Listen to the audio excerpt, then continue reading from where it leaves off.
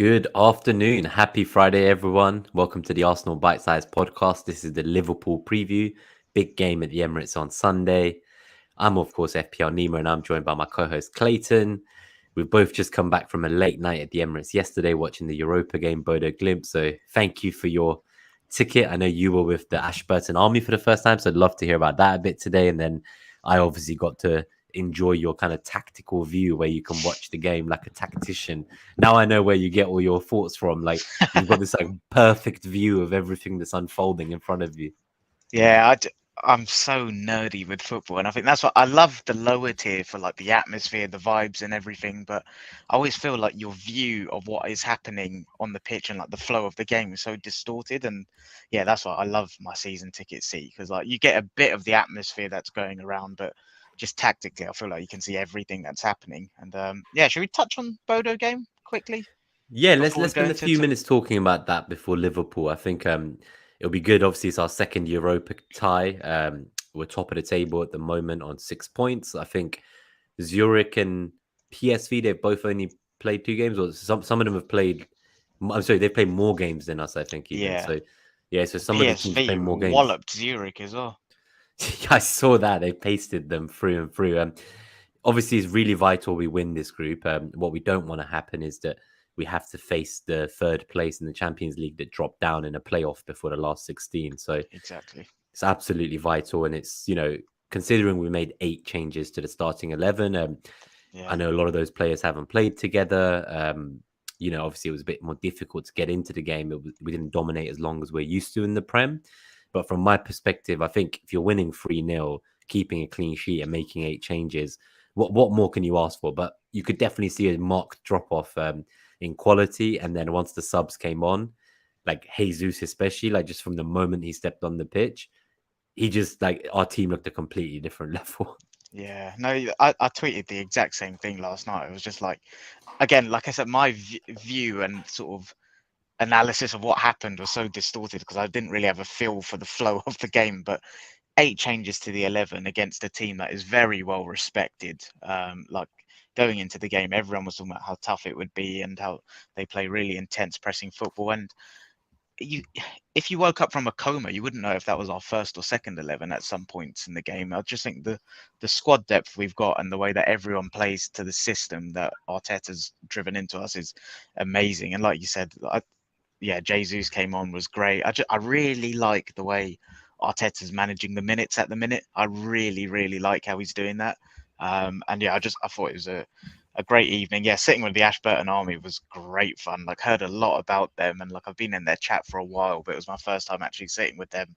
I love what they're doing, and obviously it was a home Europa League group stage game, right? So it wasn't going to be like a cauldron, but it was good. It was decent, and Bodo's away fans were decent as well. But I'm sat with them again on Sunday, so looking forward to that. But yeah, last night was good. No dramas. Played good football for prolonged periods of time. Like you said, 8 changes to the 11, no dramas. On to the next one. And yeah, I think the next one is Bodo away.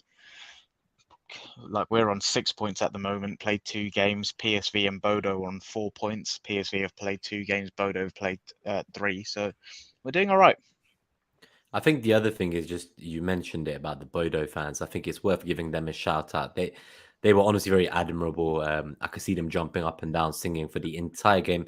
I'd go as far as saying, so far, they're the best away fans I've seen come to the Emirates this season. Easy. They were massively into it. And then we saw them obviously outside the stadium, all around the King's Cross as well before the game. They seemed like really nice people. No hooliganism, like when the Napoli fans came and I saw them trying to stop the bus getting to the stadium. And I don't think they realized it was their own team's bus. It wasn't even the Arsenal bloody team bus. So God knows what those guys were thinking. But the other thing I want to say for Bodo is they did look a lot better than I expected. So I think the fact that we were able to change those players, it wasn't like disrespect to them. Like, we obviously had to manage the minutes with the 3 games in 7 days, with this being sandwiched between Liverpool and Spurs. And the biggest thing for me was that Bodo came to the Emirates and they tried played to play football, right? Yeah. Like, they actually played. Like, they had some breakthroughs. They were getting in the half spaces. They got a few opportunities off, and fair play to them. So, like, a lot of teams have come to the Emirates and they have not tried to play the way they played. So you know, unfortunate for their away fans, there wasn't a goal for them to celebrate. Obviously, very good for us. But Yeah.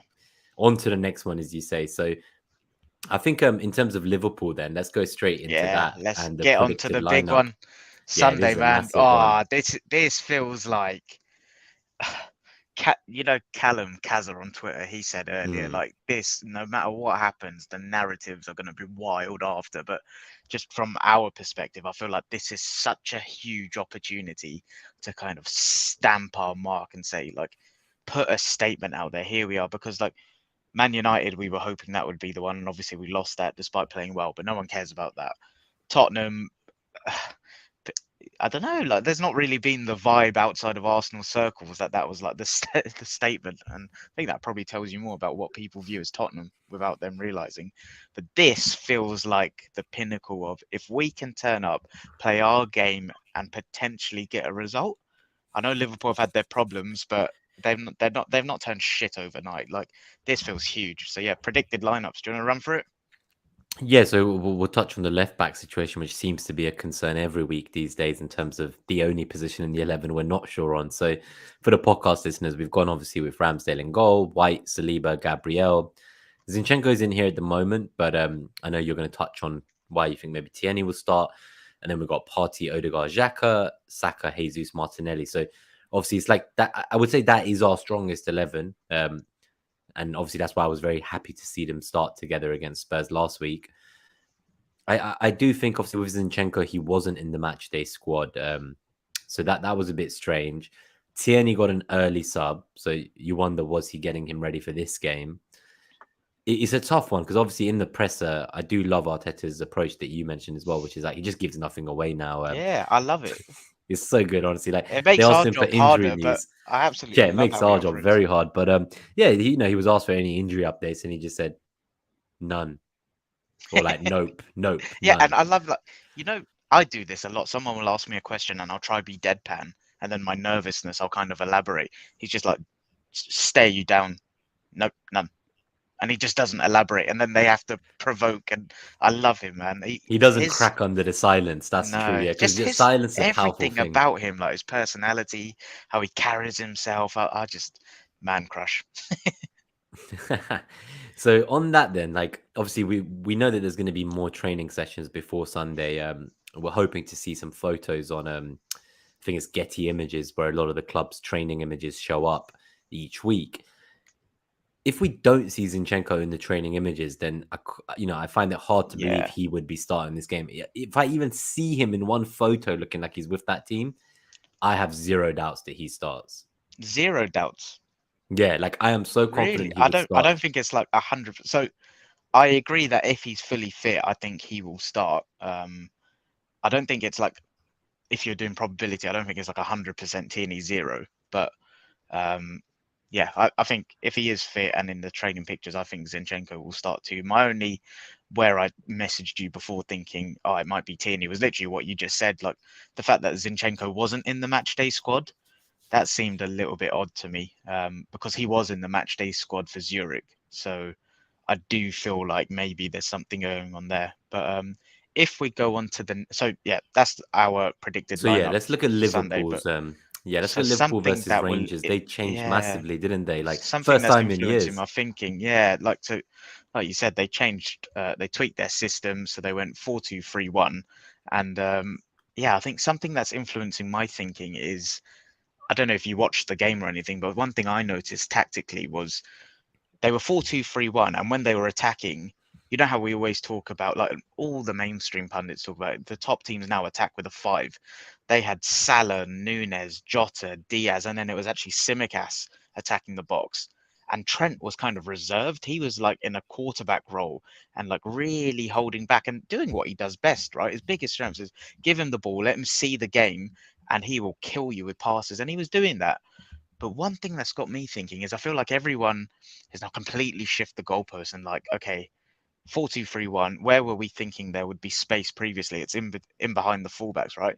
Just Hmm. because Trent is a bit more reserved, that doesn't mean Martin, like, Trent is still not a fantastic 1v1 defender. Like, put Martinelli one on one v him, as we've seen before, regardless of if there's space or not. Martinelli, aesthetically, people say he's not a great dribbler, but he is effective at dribbling. So I don't doubt that that's the thing. And why I think I want Zinchenko to play if he's fit is because of what Zinchenko then gives Martinelli. Martinelli has got that kind of, well, you've spoken about it before. You're not a fan of Martinelli inside. I don't hate Hmm. it, but I would prefer him to be outside 1v1 versus Trent because despite their 4-2-3-1, despite Trent being a bit more reserved, I don't doubt Martinelli can still isolate him and we can get joy there. I really don't. But yeah, so their 11 against Rangers was Alisson, Trent, Matip, Van Dijk, Tsimikas, double pivot of Henderson, Thiago, and then Salah, Jota, and Diaz in behind Nunes. And it'll be interesting. I think Firmino will start on Sunday. I don't know what you think, but Yeah, that is interesting. I guess one thing I want to say, so one of the things we noticed was that I think obviously Klopp had been very successful with his 4-3-3 over these years. And it seems to be that having that lone pivot on its own, especially what we saw against Brighton, it kind of just left them a bit exposed. And I do wonder if this new formation, it does provide a bit more cover for Trent, as you say, and for Tsimikas while Robbo's out with kind of having the double pivot. But exactly it that. doesn't necessarily mean that like that then just completely nullifies Martinelli, right? So it will make it harder. But if Zinchenko starts and he's tucking in on the inside as like a almost like a number 8 in possession, the kind of Gundogan role, you could say, so the Cancelo role even, and then that kind of means that Martinelli will be hugging the touchline, and I think that's what we want to see. So like you think of like Sane of old or Mahrez at City, they were very much hugging the touchline, getting to the byline. I feel that Martinelli, where he's been at his best this season, I think you touched on it, is that actually like essentially just trying to take on the fullback one-on-one and get inside.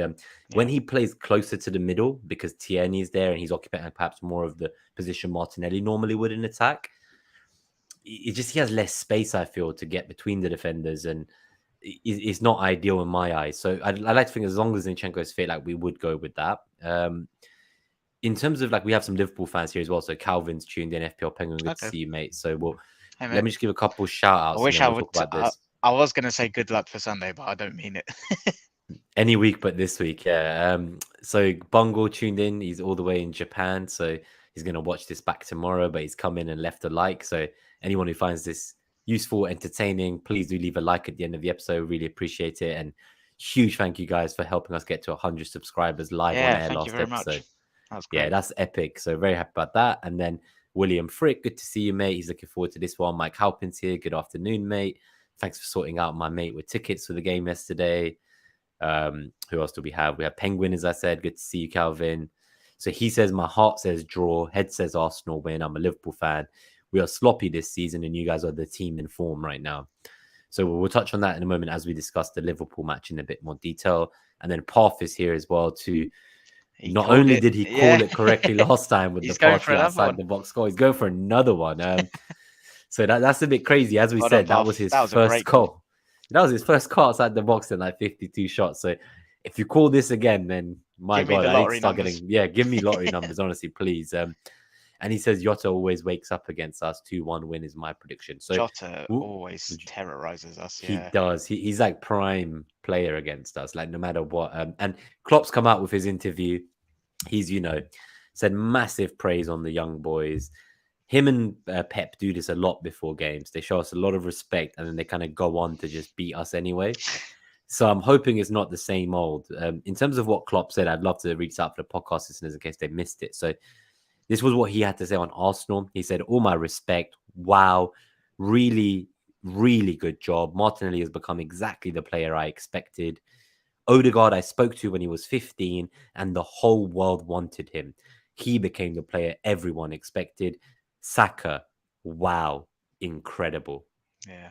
And that was the whole thing. So that is like, obviously, he's been admiring Martinelli from afar since the boy was 18, called him talent of a century and stuff. So I do feel it's borderline grooming, like he's just been waiting to try and nick them off us. But as it stands, I think you said it, we're like probably one of the most exciting teams in world football projects I wise. think we are. Yeah. So I I watched don't see the them wanting to leave. No, I watched the extended interview as well, and Klopp was just very complimentary about us. I think he probably sees a fair few similarities in his project at Liverpool, and obviously we're a million miles off what they've achieved. But in terms of the early days, like how he had to kind of rebuild the team, he built a really exciting team that wasn't quite title challengers, but they were playing one of probably the best football in the country at the time. And then obviously they evolved, kept going. They got their recruitment right. They shifted the dead wood. They then their recruitment, they were like the blueprint of how you rebuild, right? And then that then they cherry picked for that high impact. And I think we're kind of in that stage just below that, where we're playing the great football. We've got our rebuild done, and then the next few years we'll be cherry picking those players for high impact. But yeah, Klopp was very complimentary about us, which always is nice to hear.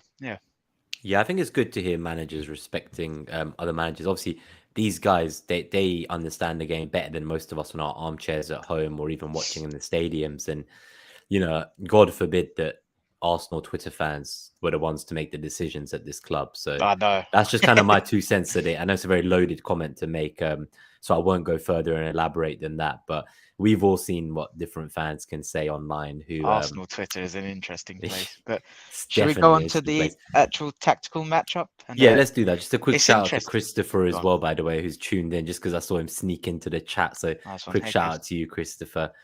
Before do you want to have read a quick through look at the matchup? Do you I'll want to let you say do it anything because first? obviously Or it comes from your show. But one thing that struck me was what's Penguin's name? Was it Calvin? Calvin, yeah. Yeah, Calvin's comment in the chat about his head versus his heart. I said that on our review last week. Like, my head, the rational side of me, is saying that Liverpool are there. They can hurt us, but we can hurt them as well. And my head is saying we can create enough to win this game. I really believe that. And then my heart is saying no, we can't do that. Like it's all too good to be true. We're not going to do this. Liverpool will turn up and we'll get beat. And I just feel like it should be the other way around as an Arsenal fan. But let's see. Obviously, when you're doing previews and analysis, you need to go with your head and rational side. So I'm ignoring my heart, and let's see what the matchups say. Do you want to talk us through it? Yeah, so obviously there's from at FPL Lens, Gabriel, one of my co-hosts for Net That Hall. So he has the Net XG model, and we always look at this now because I find it quite interesting. So before we look at Net XG specifically, I just want to read out some key stats he has on chances, expected numbers, and shots, especially for podcast listeners who can't see this. So at the moment, Arsenal are the fourth fewest big chances conceded with 11, and the fourth most big chances with 22.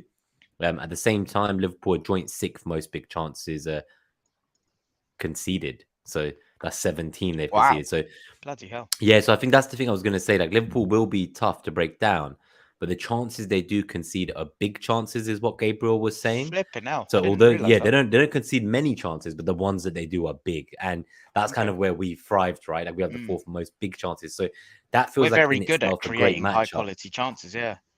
And so that part of the game gives me confidence for sure. Me too. And that's the thing, like against a team like Tottenham, we were saying like defensively they're sound, but they're sound because of they park a bus, right? Let's not beat around the bush. They literally park a bus. So to beat that, you have to be so precise and incisive with your passing, and you don't create high quality chances through that. You create chances through chaos and stuff. But against a team like Liverpool, you can get space in pockets, and those triangles we've got in little pods around the team, you can get in behind people. You can find pockets in between the interchanges and rotations. And yeah, so I think, yeah, that's great to see because, again, it's something that on the eye test, I felt like they can see chances, but I didn't quite realize they were the sixth most for big chances conceded. Yeah, so it's not actually, they don't actually see many chances in total if you compare just chances, but it's the big chances where they suffer. And what will be interesting is obviously of the top six opponents we faced so far, both United and Tottenham, like they did obviously let us have the ball a lot more. I think in terms of this matchup, Liverpool are going to have the ball more than those guys did. That's for certain. So they're going to want to play football. They're going to want to attack. They're going to come for us. So that will leave opportunities for us as well, right? Yeah. You know how I see this going? And obviously football's never written on paper. I think it will be very similar to the home game last year where we lost to them. Obviously, I'm hoping the result will be different, but the game tactically, I thought was very close. I thought it was like a chess game at some points. It was very, very close. It was quite measured. There was like good battles in midfield. I think we can win that midfield battle this year. And I think over the pitch, we're a lot stronger now. And last year, it was just two clinical moments that just killed us. Last year, we controlled the ball without doing anything. We know why, right? Who did we have up top? We're a completely different attack now. And the way we build, the way we progress the ball, the way we create chances, yeah, so I think it will be similar to last season in terms of it being like a chess match and fairly tight, but I think we'll control the ball to a decent amount. Liverpool will have periods where they do as well, but for once, I actually believe we can hurt them. So that's where I'm hoping the difference will be from last season. Yeah, no, totally. And then just to touch on the expected numbers a bit more before we look at the net XG number for goals predicted. So on expected stats again this time. So we're actually the third lowest expected goals on target conceded. So I think that's another key thing to look at is expected goals on target versus just expected goals conceded. That's 6.7 expected goals on target we've conceded. On the flip side, Liverpool are seventh highest expected goals on target conceded with 10.4. So again, in terms of like big chances, this marries up with that. Shots wise as well, this is quite interesting. So we scored 20 goals so far, and we scored 3 or more in 4 out of our 8 games. So we are very much free flowing, that kind of 2xG team you were talking about. Yeah. Now, in terms of Liverpool, they scored 18 goals, so just 2 less than us, but 9 of them came in one game. They've actually scored 3+ in 0 other games. So they will score against us. I have no doubt about that. Yeah. But I don't think they're going to be pulling up insane number of goals away from home like we may have seen in previous years. So yeah, that's the big thing. Like they'll definitely score. And just in terms of net XG, so this model actually it takes all the stuff we just looked at. So chances plus the expected numbers and then the shots minus it puts into account the goalkeeper skill as well. So that's actually quite different again. So it's like probably worth clarifying. This is Gabe's own model, right? Like, yeah, Gabe's own model. So he's taken lots. No, he's built this net XG himself. So it's it's a more kind of descriptive model, you could say. So it's kind of qualitative. So it's it's descriptive. It's trying to give context to the number rather than just give a number like XG might. So obviously it's much more in its fledgling stages, but I guess you could say it's probably better at predicting XG than it is at predicting goals. So his net XG is probably what you would expect the XG to be. He's almost trying to predict XG before it happens. So it's a very interesting take on it. But obviously you can hear more about that on Net That Hole. There's like a tutorial video of like intro to net XG if you're interested. So he has 1.65 for Arsenal and 1.43 for Liverpool. Okay. In terms of 0 goals on the shot model goal predictor, this is where it's very telling. It's a 13% chance of Arsenal getting 0 goals and 15% chance of Liverpool getting 0 goals. Now, that's quite rare. Normally 0 goals for like other matchups I've seen this week can be as high as 30%. Oh, wow. Like a 1/3 chance. So that means we have stick your house on both teams to score then. Pretty much, yeah. So we have a 28% chance for the 1 goal. They have 30%. We have 29% chance for 2 goals. They have 28%. We have 19% chance for 3 goals. They have 17%. And then 4+ is 11% and 9% respectively. So that's, again, like what this kind of leads me towards is that I'm expecting 2 goals from Arsenal and a minimum of 1 from Liverpool. So when we get to the score predictions, I guess it's a good time to talk about them. It's kind of like, do we think that 2 is our ceiling? Or actually, with Liverpool trying to then, let's say, equalize, let's say it was 2-1, could we go in and get a third? So I'm kind of looking at a kind of 3-1 Arsenal game or maybe even 2-1. Okay. 3-1 if they chase the second goal.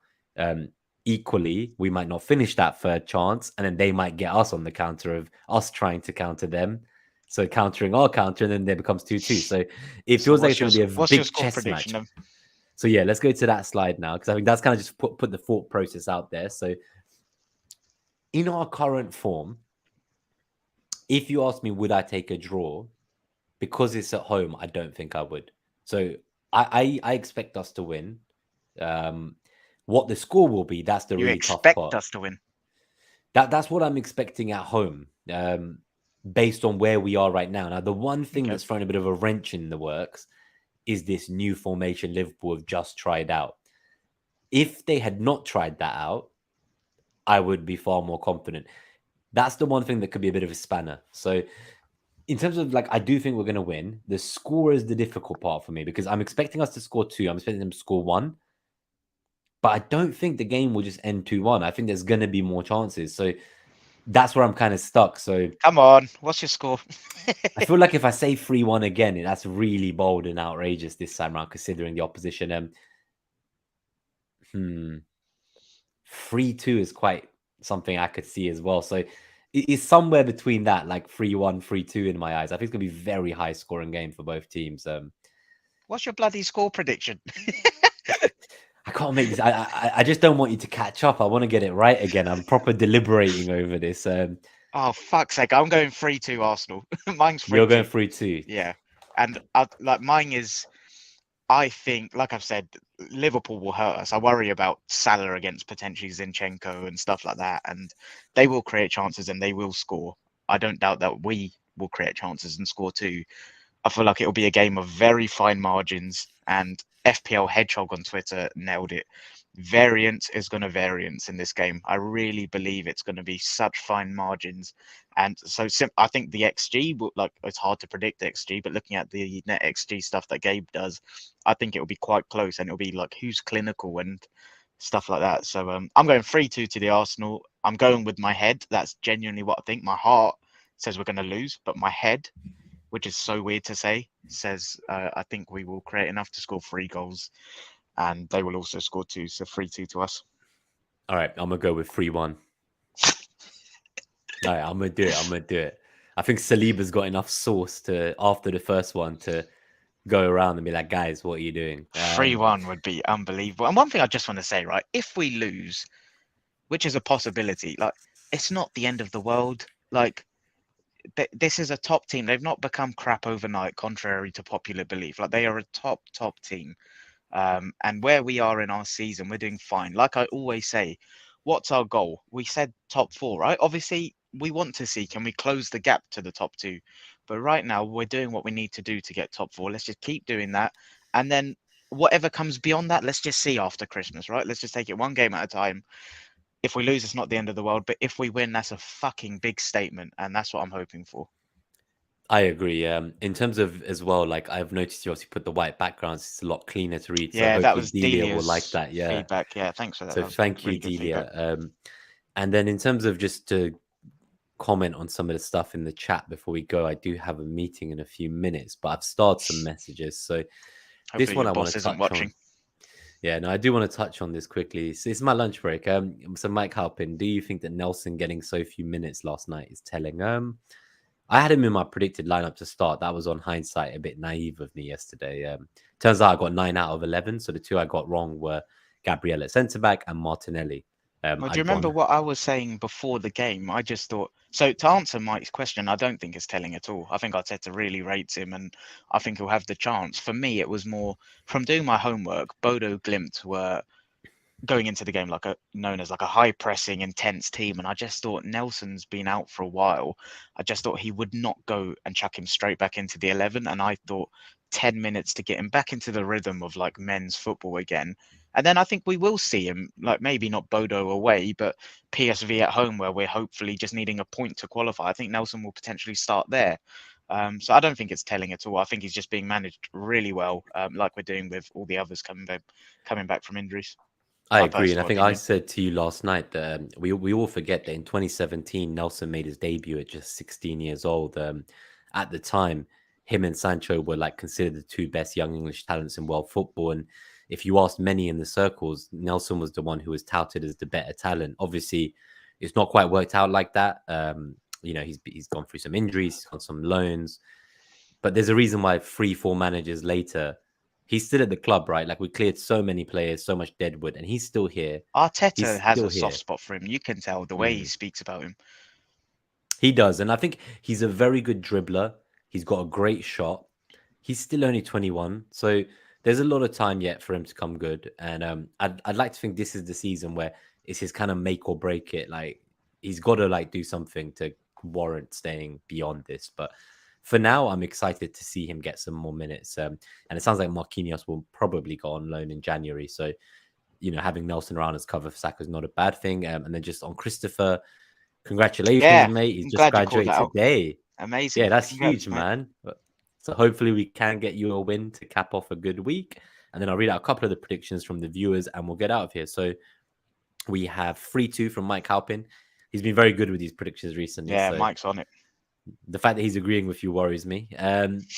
And then Christopher is saying it might be the alcohol talking. Obviously, Oof. it might be. He's just graduated, so God knows how much he's drunk. But he's going with 4-2 Arsenal win. Jesus brace, Saka, Martinelli goal, Salah and Jota as the goal scorers. So if that comes in, mate, honestly, I don't know what to say. But 4-2 does seem like a game that could be possible. Honestly, like hopefully we will do the roundtable on the World Cup, actually, just an update for the viewers and listeners. So obviously we didn't get to do it because it was planned to be done, and then the Queen passed away and it was the day of her funeral. So we got 4 or 5 of the viewers from the BiteSizers family coming on. I think during the World Cup, it seems like a good time while there's no Premier League football, just to reassess where we're at in the season, 16 games in, right? And with the Europa group stages out the way. So that will be good fun. But otherwise, we will see you guys for the review of this Liverpool game. I think we're going to go live Monday at about 7:30 p.m. Yep. So once we get back from work. I just want to say before we go, good luck, Calvin. I do actually mean it. I hope you obviously lose, but I do mean good luck. Yeah, like may the best team win. I think like there's one opponent that we have in the top 6 I've always had a soft spot for, as much as I hate to say it, and it's actually Liverpool. United, you can imagine I don't really like. No, but then like like United, like what I think of them. Spurs, obviously, what we all think of them. Chelsea, I don't really like respect them in any way. So there isn't really many. And City, like I don't know any City fans, so they can't even grief me. I hate City, the sport washing, all of that. But I guess you can't fault. Liverpool have done it the right way. You can't fault it. I feel like what they've done, as you say, is like we're like trying to follow that model almost, like self-sustaining football club run from profit and trying to go for greatness. So I do respect them in that way. So hopefully we beat you, Calvin. No matter what, though, I just hope it's a super entertaining game. We're going to have a great Sunday together. And if anyone who's listening is going to be at the Emirates, I'm looking to stick around. Obviously, the match doesn't end that late this time. So I think it's like at 6:15 p.m. So drop us a message. Yeah, drop us a message. I'm looking to go to a couple pubs for a few hours and just hang out with everyone after the game. So it'd be good to see some of you all there. But otherwise, thank you all for tuning in. On to the big one. Up the Arsenal. On to the big one. Up the Arsenal, everyone. And see you next time.